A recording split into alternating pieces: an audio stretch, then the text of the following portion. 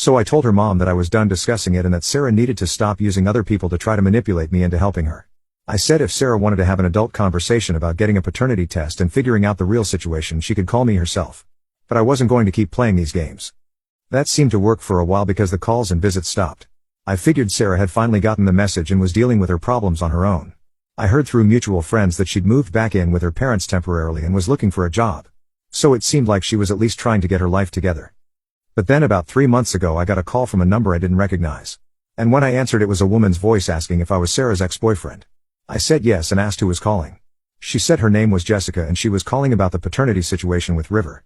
My first thought was that maybe Sarah had finally gotten a paternity test and this was someone from the testing company or a lawyer or something. But then Jessica said she was calling because she'd recently found out that she might be River's aunt. I was completely confused because Sarah had only mentioned being with Marcus and me during the time when River would have been conceived.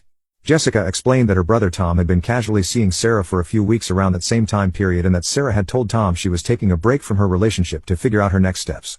Apparently Sarah had met Tom on some dating app and they'd hooked up a few times, but then she'd suddenly stopped responding to his messages.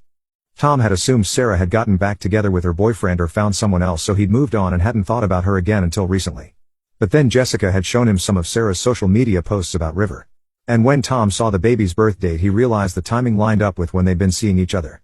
Jessica said River had some distinctive features that reminded her of Tom's baby pictures. So Tom had started wondering if there was a possibility he could be the father. Jessica said Tom had tried to contact Sarah directly, but she wasn't responding to his messages, and Jessica had gotten my number from someone who knew about our situation. She wanted to know if I could help her get in touch with Sarah about getting a paternity test because Tom was a responsible guy and if River was his son he wanted to step up and do the right thing. This meant Sarah had been lying to me about only being with Marcus and me. She'd been seeing at least 3 different men during that time period, maybe more, and she'd been playing all of us. The whole story about her deep spiritual connection with Marcus and her intuition about him being the father was complete garbage.